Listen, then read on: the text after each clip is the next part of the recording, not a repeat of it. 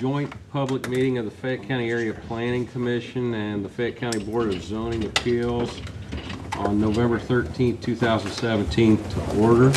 Please join me in the Pledge of Allegiance.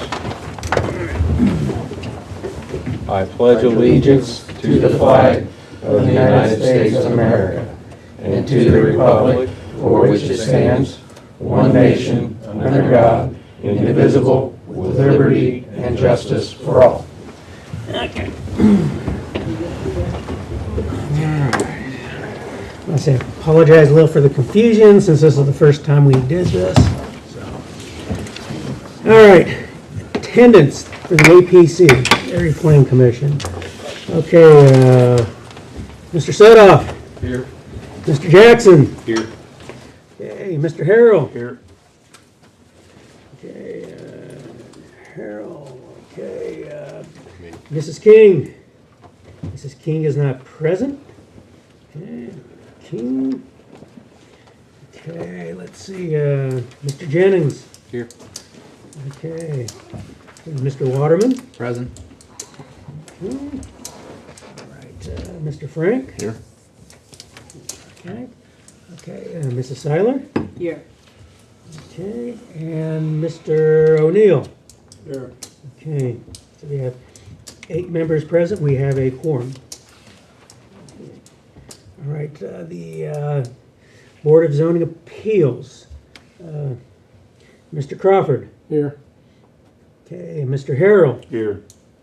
Okay, Mr. Waterman. Here. Okay, Mr. Burgess. Here. Okay. Burgess, okay. Mrs. Steele, Miss Steele. Nope, no. All right. Okay, we have 4 out of 5 members of the Board of Zoning Appeals are present, so we do have a quorum. Okay, as there are no public meetings are on the agenda, so there are no public hearings. So the focus is the having a public review of where we stand right now with draft 6 of the proposed replacement sign regulations. I guess maybe we start as I know not everybody had an opportunity yet to speak with me about things, but if anybody has something on the first parts in particular, I think there may be, if anybody has, I know Colin has a comment on a really bad typo on my language. I really messed the one thing up. Well, if anybody else initially any comments, questions about definitions, or if you think that we need clarification on any definitions, or if you think that's something we might need a little bit more as far as definitions go. My apologies for that. Silly me. Mr. Jackson, thank you. I guess I wouldn't make a very good board secretary, would I? Okay. Well, let's back up now. Okay. Next on the agenda are the approval of the minutes for the Area Plan Commission of the June 12th, 2017 APC meeting. Mr. McDaniel, if there are no corrections or amendments, I'll move the minutes be accepted as presented. I'll second that. Any further discussion from members of the Board of the Area Planning Commission? Okay, all in favor of approving the minutes signify by saying aye. Aye. Opposed, same. Okay. Okay, minutes. Okay, now, I asked Secretary Ms. Rude, and apparently she wasn't able to make it today, and I had to head up to Richmond in the afternoon. So I wasn't aware that she wasn't going to be able to attend, and I haven't received the copies of the last month's BZA minutes. Those will also be included for the December Board of Zoning Appeals meeting, so we will have both the minutes from this month. We'll also have the October and November minutes both. Okay. All right. Now to my favorite thing, comments.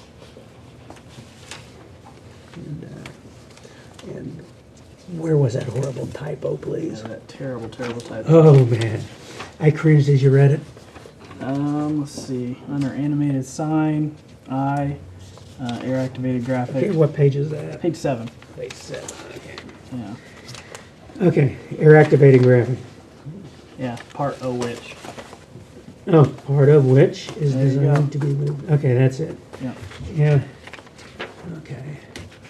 All right. Now, one thing I did try to do, and I tried to, as it bothered me with some of the language on the mural, because I don't know if anybody else remembered the problems that Franklin had in the summer because of their very restricted as far as with the murals.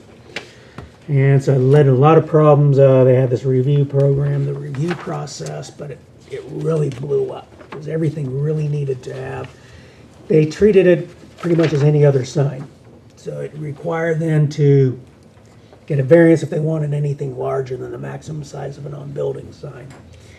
And when I was in Indianapolis, this past weekend, I mean, you went past several older buildings where the entire side of the building is a mural. So so I'm trying to get that language there. So if anybody wants to take a little closer look when you have the opportunity. But so I want to make it clear that with murals, they're an appropriate thing. But when they're in the historic district with downtown Connersville, they will need to have some type of approval that they fit within the texture of downtown. Okay. Would that be approval through you? No, it would be through the, the way it's set up with the, Historic? yeah, because any of these sort of things right there with Historic Commission is that what's the term they have for it, Kenny? The, something like a certificate of appropriateness or something right there. Yeah, I don't remember, but. But, I don't think there ended up being any problems. But I just want to, avoid something that really doesn't work and creates a lot of problems. Yeah. Okay, anything else in the signs from anybody, in the definitions? Okay.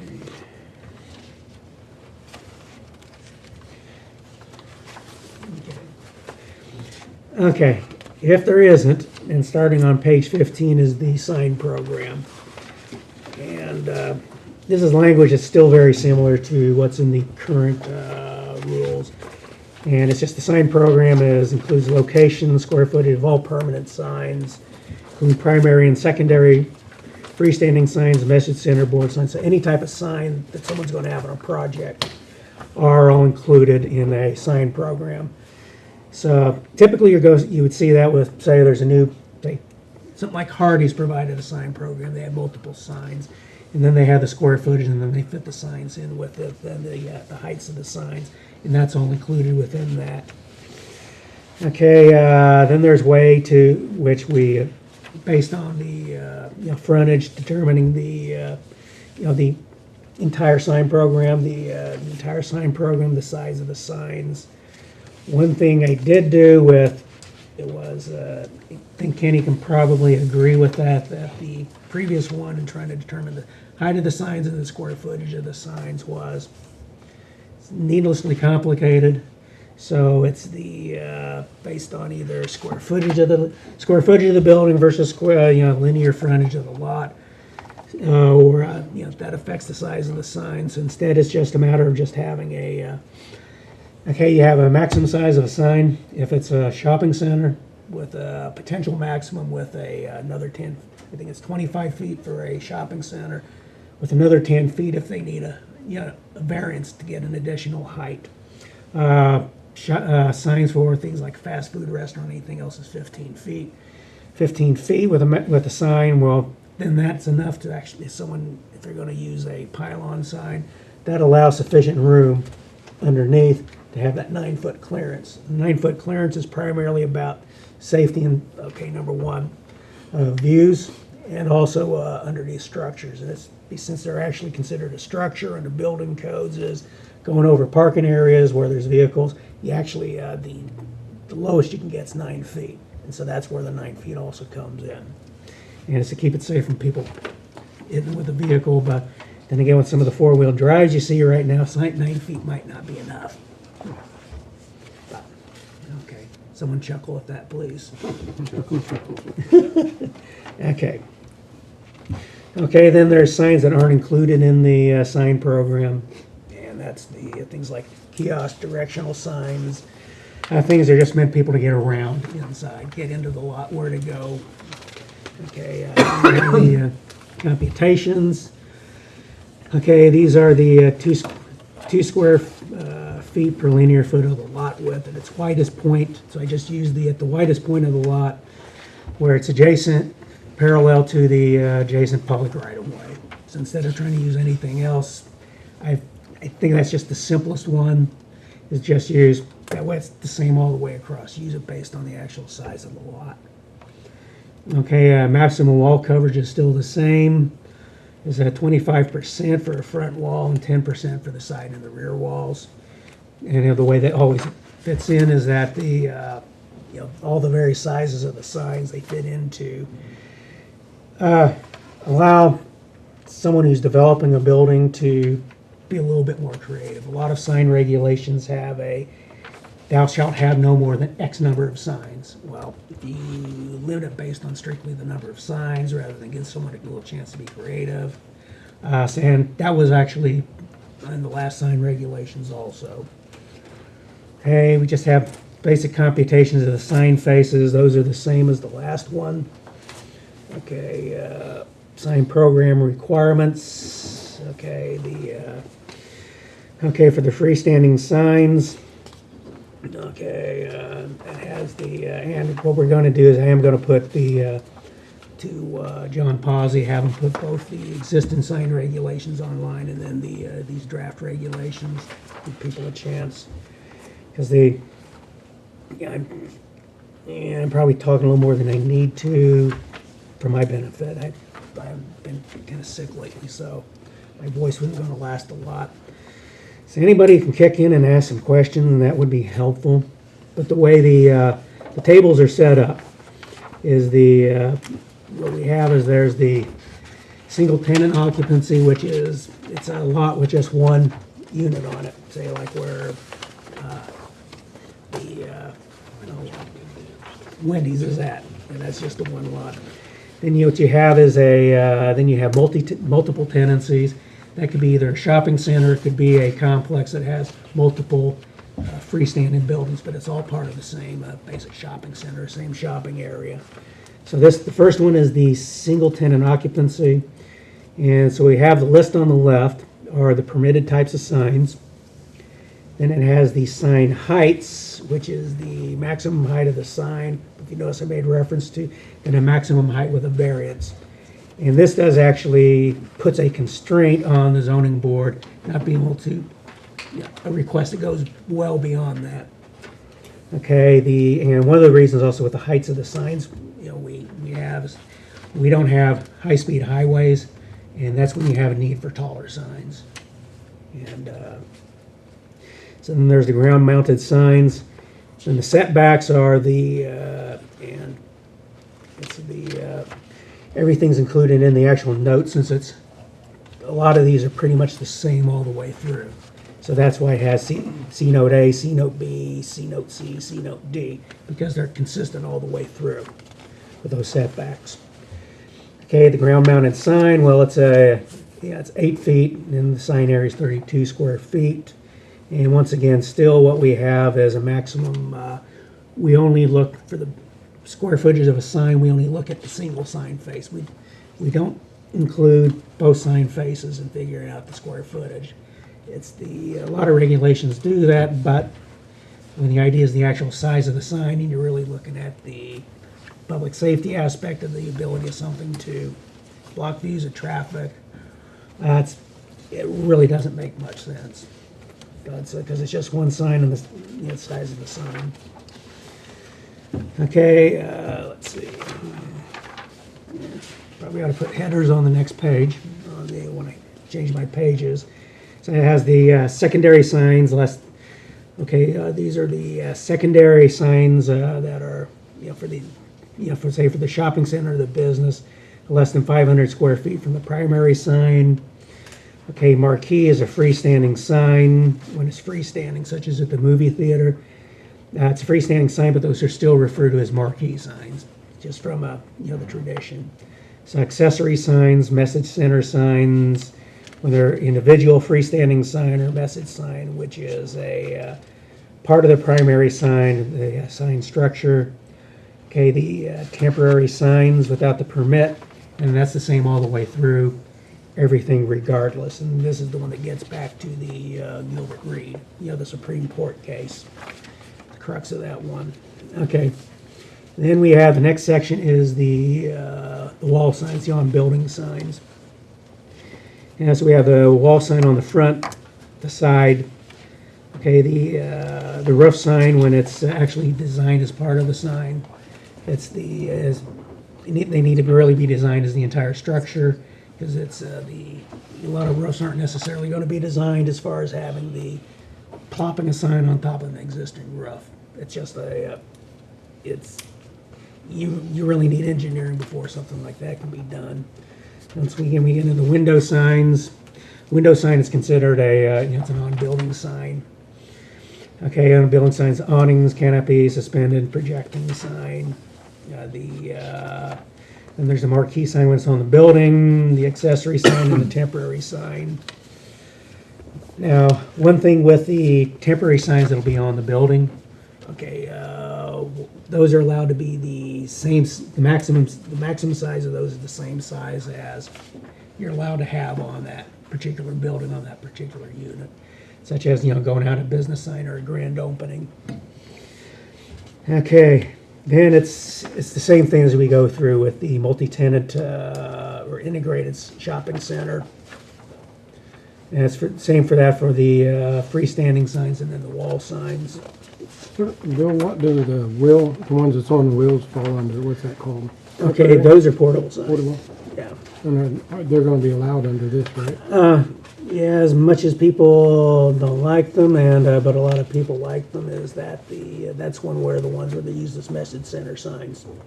But they'll need to be treated as a permanent sign, the way they're mounted and then wired. Okay. Yeah. And as I said, I know it's any way you go with that, with dealing with those type of signs, you're going to have people on both ends who are going to be unhappy. But if they're going to be permanent, they have to be like mounted to the ground. They have to be mounted to the ground. With anchors or something. And anchors, and then they also you actually then have to have wiring that meets the requirements of the electric code, because it's meant as a permanent use, which means either going below grade, or you have to go overhead, which is, then if it has to go over a surface where vehicles pass, it has to be 15 feet over, go to a weatherhead, and then down to the sign. Okay. Okay, so this is where we get into, the notes are on page 27. Okay, now then, the medical services, residential and agricultural districts. Okay, we have the permitted signs for those. And once again, it's in those districts are the pylon signs are not permitted, primarily because all these you have residential uses within them. And so the ground mounted sign, and anything that's gone up on the schools, anything in those districts such as that, the hospitals put them up, have all been ground mounted signs anyway. Okay, it's similar requirements when it comes to the secondary signs, accessory signs, temporary signs. One thing that is different right here is including the sizes for the home occupation signs. And then we have the on-building signs. One thing we do call out in here with these, with the grandfathered or legally conforming, say, Class 1 uses, whether it's a school, whether it's a business, is that it does make reference to those that, the signs are permitted with those, but they bring in a new sign, they have to meet the requirements of what it be with this particular code. Okay, all right. And that's pretty much it right there. Now the next part will be the part with this gets into regulations for the other signs, which are the temporary signs and any of the special use signs to go in there. So I don't know if anybody has any other questions or comments or anything right here. On the home occupation signs, Yeah. I noticed it says out, it's on the residential. Mm-hmm. It says C note B, but I forget where it's at exactly in here. It says that they can't be illuminated, Yeah. but this is referencing that to illumination Okay, that's the, on page 28. okay, all right. Okay, all right. Okay, 28. Okay. You see it over there, the note on the right-hand side. Oh, yeah, okay, all right. They didn't have a quorum. Okay, all right. Okay, thank you for that. Right. Okay. Okay, thank you for that. Okay, but anything else, any comments, anything else right there? But, On the sidewalk signs, they're gonna be allowed to be 4 feet by 3 feet? Is that it's what? pretty much kind of a standard out there. They could be up to that, yeah. Okay. Yeah. The key, the key with those are that they aren't gonna block pedestrian traffic or wheelchairs or anything else. But, yeah, I mean, it's pretty much a common size. But, I guess I can, see the ones that are used out there and go ahead and, for example, measure Brian's. Yeah, I know Brian's, I don't think his is that big. Okay. And, I thought that was kind of big on a regular sidewalk, I mean, the ones okay, downtown. where's that located in there, Bill? It's on page 34. Okay.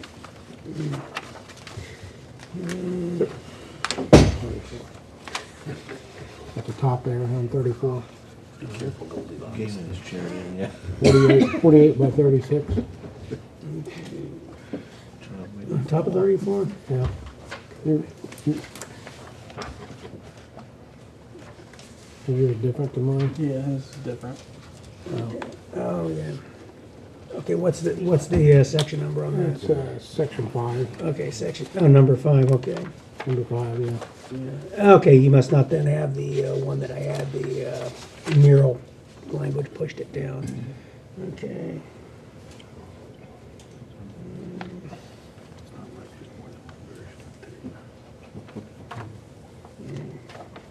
No, we addressed the size of the sign, but what about the quality of the sign? You know, we don't want people putting plywood with, you know, spray paint on. What do we do about that? Okay. Okay, okay. Let me look at some things then to deal with the actual quality of the signs. All right.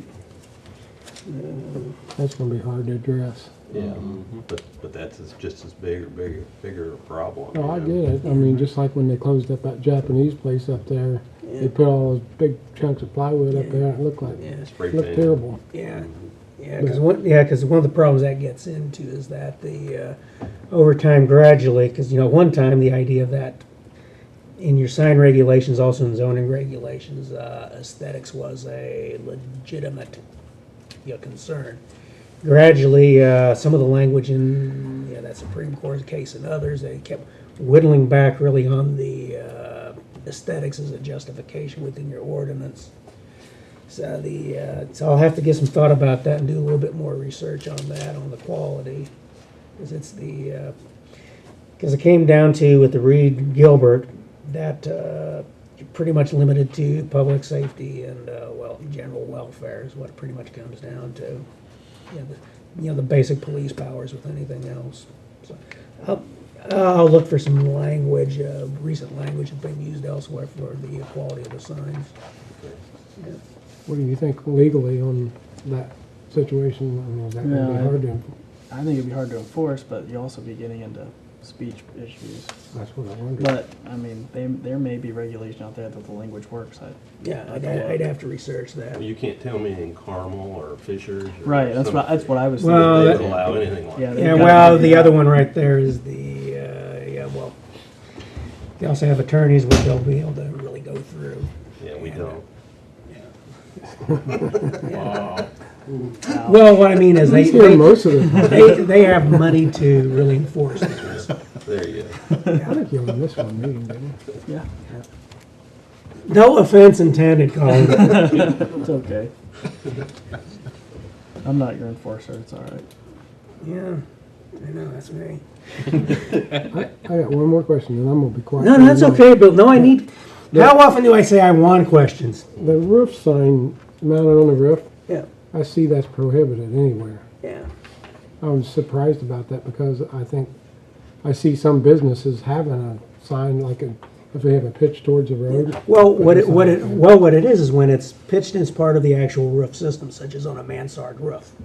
Sort of like what you have with the Pizza Hut sign. That's really part of the roof system. I got It you. isn't just mounted on top of the roof. So it's part of the actual roof Is that system. for building code purposes or just Yeah, that's pretty much it right there so because, that'd be safety? yeah, because you have to get into, well, as you remember, is anytime you're doing anything that's putting an additional load on that roof, you Yeah. gotta have That's engineering. what I figured. Yeah. Okay. So, I was curious. yeah. Yeah. Yeah, Bill.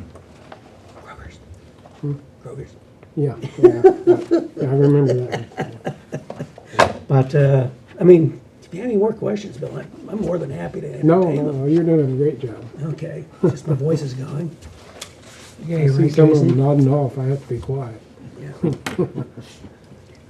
Yeah, I know this is dry. I do. I really understand that.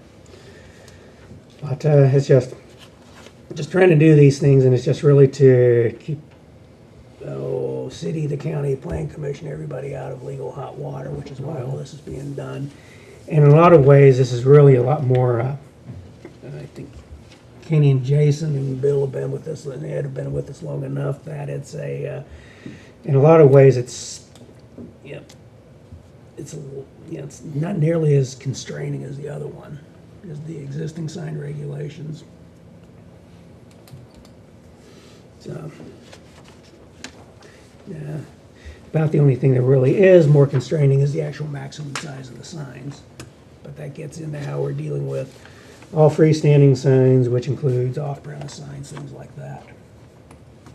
And as I was going through, then part of the research was going to different restaurants, looking back on some of the different signs I'd gotten.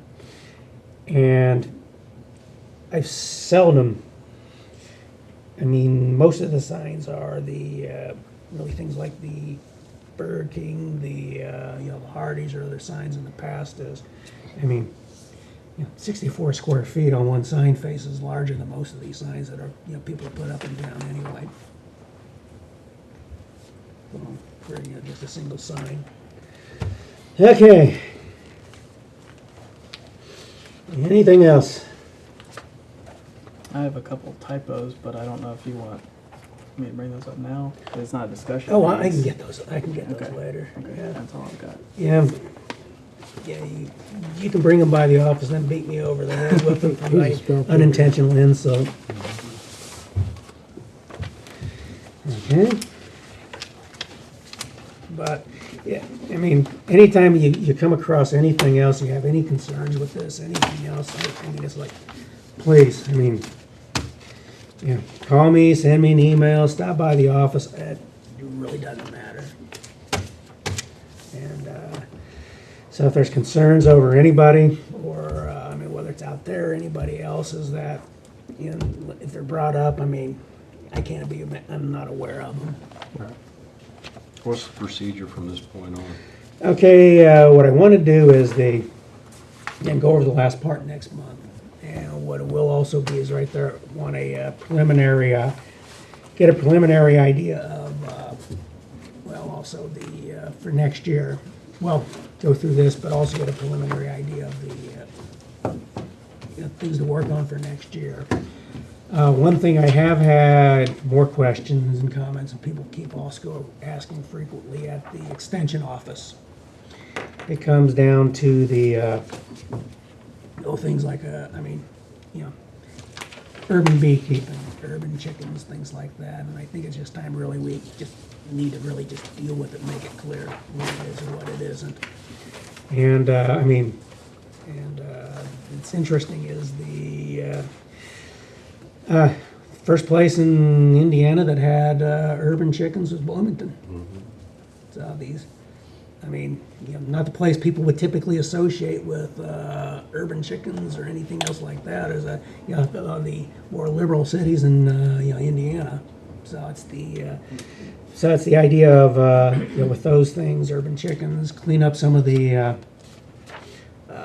things like the produce stands, and these include these type of things within the accessory uses, and it's also answered some of the questions I know that have been raised in the past. Periodically we have people asking for, okay, you have kids who want to raise, say, like pygmy goats, for 4-H or something. So it's like, well, what else is out there with those? So there's things like the, small animals of such and such size, and you have the restrictions on the number. Distance shelter has to be from property lines and so on.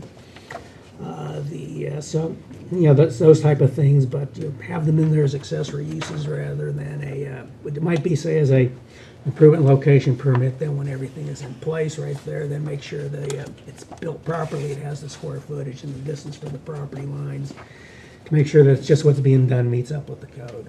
Because otherwise, I mean, it's just really an accessory use. Me personally, I don't think someone for doing something like that, if you really want to encourage it, is not run someone through a ringer to get a special exception. So so they can have 4 egg chickens in the backyard. And the main one is just no roosters. There's a lot of, you can hear roosters all over town. Yeah, I mean, and I've mentioned this to people. They say, "Well, no roosters." I say, "Well, if you're raising your chickens for eggs, you don't want a rooster around."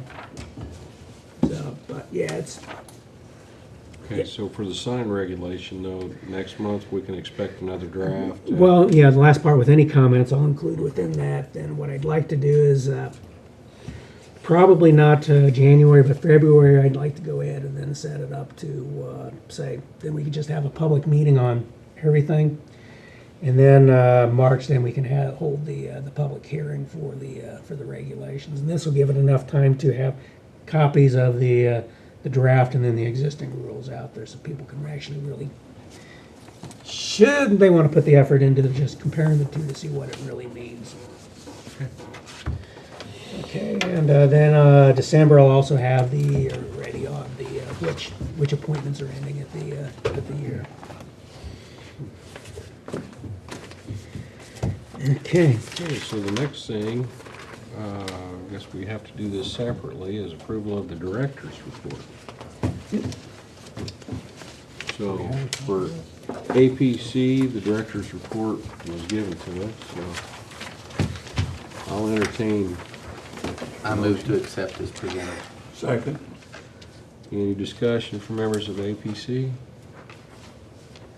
Okay, all in favor of approving the director's report, accepting it, signify by saying aye. Aye. Opposed, same. Okay, APC approves the director's report, or accepts it. Mm-hmm. Now the BZA has to do the same thing, so BZA members, I'll entertain a motion for the director's report. I'll make a motion that we accept it as presented. We have a second? Second. All in favor? Aye. Opposed? All right, BZA accepts it as well.